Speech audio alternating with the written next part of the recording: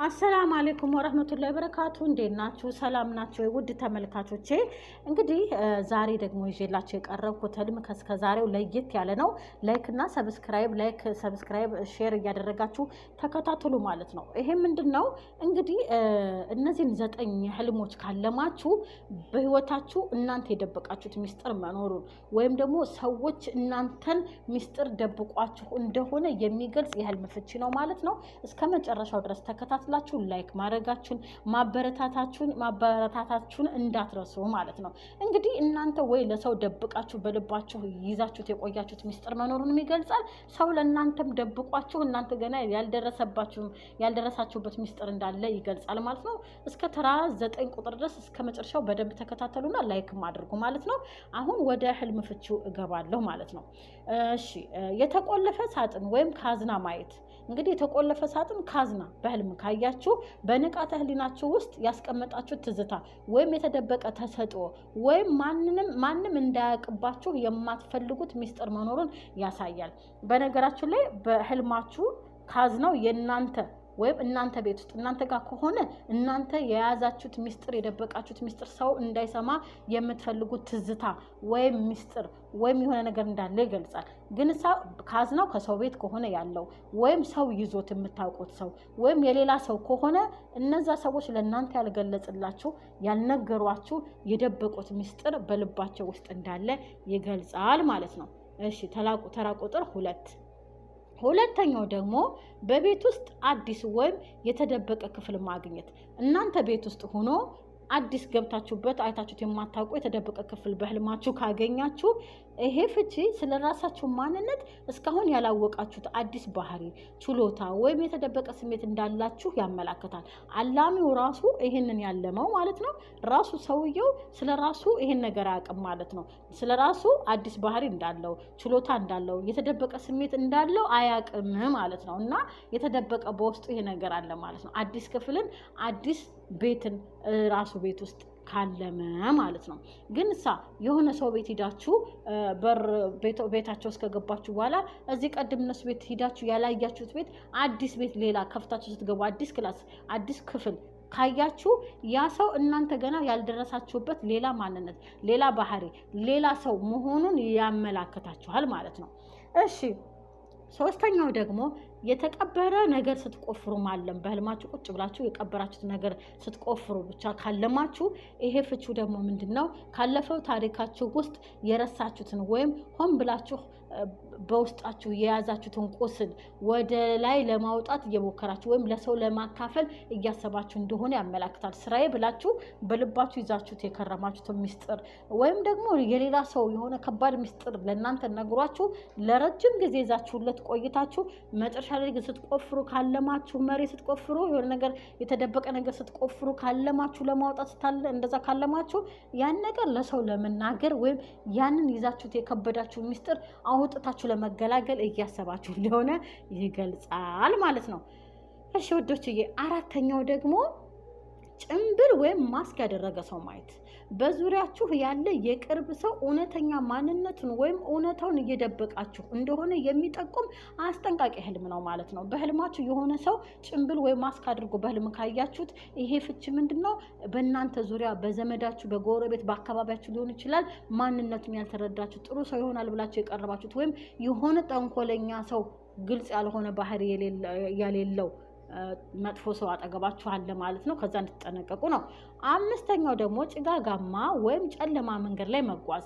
አብዛኞቻችሁ በኮመንትም ትሉኛላችሁ በጣምም አልመሸም በጣምም አልነጋም፣ ወደ መቅሪብ አሱር አካባቢ ደንገዝገዝ በቃ ሊመሽ ደንገዝገዝ ግልጽ አይደለም ደንገዝገዝ ያለ ነው ትላላችሁና እንደዚህ አይነት ምሽቶች ስትራመዱ ወይም ስትሄዱ ማየት በህይወታችሁ ግልጽ ያልሆነ የተሸሸጉ ወይም ወደፊት የሚገጥማችሁ ያልታወቁ ነገሮች መኖራቸውን ያሳያል ማለት ነው።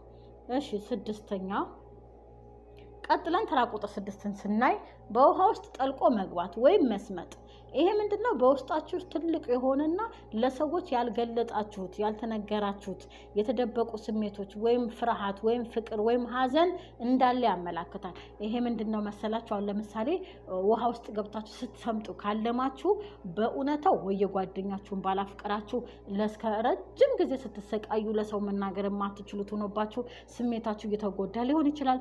ወይም ደግሞ የዘመድ አፍቅራችሁ ወይም ያክስት ባላፍቀራችሁ ብቻ በፍቅር ወይም በስሜት ተጎድታችሁ ውስጣችሁ ለሰው ግን የማትናገሩት አለ አይደለ? ያጎት ልጅ ማፍቀር እንዲህ ድብቅ የሆኑ ነገሮች እንደዛ በእንደዚህ አይነት ስሜት ተጎድታችሁ ውስጣችሁ ለማንም ሳትናገሩ ይዛችሁት እንዳለ ያመላክታል ማለት ነው። ውሃው ስምጥ ብላችሁ ስትገቡ እና ስትሰምጡ ካያችሁ ለሰው መናገር የማትችሉት ስሜታዊ ፍቅርም ሊሆን ይችላል፣ ፍርሃትም ሊሆን ይችላል፣ ሀዘንም ሊሆን ይችላል። ይሄን አመቃችሁ እንደያዛችሁ ይገልጻል ማለት ነው።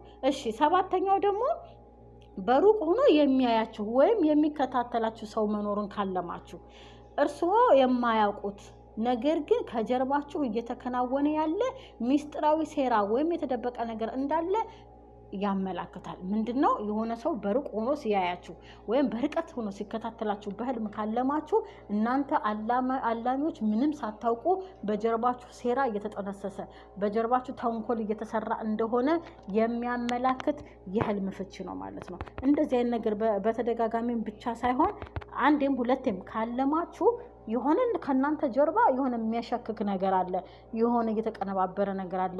መዳም ልትሆን ትችላል፣ ስራ ቦታችሁ አሰሪዎቻችሁ ሊሆን ይችላል፣ ሊያሳፍሯችሁ እያሰቡ ወይም ሌላ ሰራተኛ ሊያመጡባችሁ እንደሆነ እያሰቡ እናንተ ሳትሰሙ ብቻ የሆነ ነገር እየተከናወነ እንደሆነ የሚያመላክት ህልም ነው ማለት ነው። የሆነ ሰው በርቀት ሆኖ ሲያያችሁ ሲከተላችሁ ካለማችሁ በህልማችሁ። እሺ ተራው ስምንተኛው ደግሞ ምንድነው? የጠፋ ቁልፍ መፈለግ። ብዙዎቻችሁም ትላላችሁ ቁልፍ ጠፍቶኝ ስፈልጋለሁ ትላላችሁ። ለአንድ ምስቅልቅል ነገር መልስ እየፈለጋችሁ እንደሆነና ዋናው ሚስጥር ወይም መፍትሄ አሁንም የተደበቀባችሁ እንደቆየ ያመላክታል። እንግዲህ ቁልፍ ስትፈልጉ በህልም ካያችሁ የሆነ ነገር ተደብቃችኋል፣ ምስቅልቅል ብሏል፣ ሚስጥሩ ላይ ልደርሱ ትታገላላችሁ። ግን እስካሁን ድረስ የጎረቤት ሚስጥር ሊሆን ይችላል፣ የጓደኛም ሊሆን ይችላል፣ የባላችሁ ተንኮልም ሊሆን ይችላል። እዛች ሚስጥር ላይ እስካሁን ድረስ እንዳልደረሳችሁ ነው። ግን ትጠራጠራላችሁ እኮ የሆነ ነገር አለ ትላላችሁ። እውነታው ላይ ግን መድረስ እንዳላቻላችሁ ገና አሁን እስካለማችሁበት ድረስ አላገኛችሁትም። ግን ቁልፉን ካገኛችሁት እዛ ሚስጥር ላይ ለፍታችሁ በስተመጨረሻ እዛ ሚስጥር ላይ እንደምትደርሱ ያመላክታል። ቁልፉን ካገኛችሁ ቁልፉ ጠፍቶ ፈልጋችሁ ካገኛችሁት ማለት ነው። በቁልፉ ዙሪያ ሌላም ፍቺ አለው። አንድ ህልም አንድ ብቻ አይደለም ፍቺው 20-30 ሊሆን ይችላል እንደ ህልሙ ሁኔታ እንጂ። እሺ ዘጠነኛው ደግሞ ከግድግዳ ጀርባ ድምጽ ስትሰሙ በህልማችሁ ስትሰሙ። እንግዲህ በህልም የምታልሙት ምንድነው? ግድግዳ አለ፣ ከግድግዳው ጀርባ የሆነ ድምጽ ትሰማላችሁ። ይሄ ፍቺ ምንድነው? እውነታው ቅርብ ርቀት ላይ እንዳለ እውነታው የተደበቀው እውነታ ቅርብ ርቀት ላይ እንዳለ ነገር ግን ሙሉ መረጃ ወይ ሚስጥሩ ገና በግልጽ እንዳልደረሳችሁበት ይገልጻል። ከግድግዳ ጀርባ ድምጽ ስትሰሙ ካለማችሁ የሆነ እውነታ እዛው ከጎረቤታችሁ ሊሆን ይችላል እኮ ችግሩ እየተሰራ ያለው ወይም ባላችሁ ይሆናል የሆነች ነገር የሚሰራው ወይ ወንድማችሁ ወይ አባታችሁ ወይ እናታችሁ፣ ግን እዛ ቦታ ላይ እውነታው ላይ ገና መድረስ አለመቻላችሁ ያለው ግን እዛው ከናንተ አጠገቡ እኮ ነው። ከናንተ ከጓደኛችሁም ከሴት ጓደኛ ከስራ ባልደረባችሁም ሊሆን ይችላል የሆነ እውነታ አለ የተደበቀ ነገር፣ ግን እናንተ አሁን ድረስ እንዳልደረሳችሁበት ነው። ምክንያቱም በግድግዳው መከለልን መገደብን ነው።